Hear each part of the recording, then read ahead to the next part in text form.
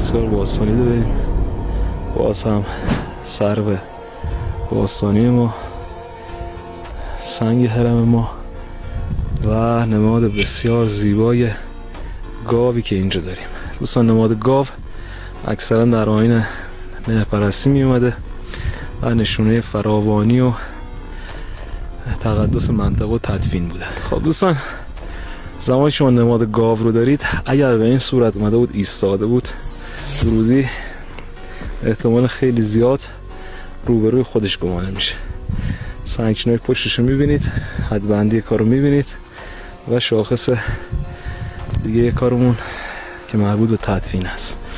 خود نماد هم حتما بررسی کنید که آثار دیگه رو داشته باشه. حتما روی نماد یه جوان مربع و یک اسکنر رو داریم که تاییدیه یک قبر اتاقکی برای این کار هست.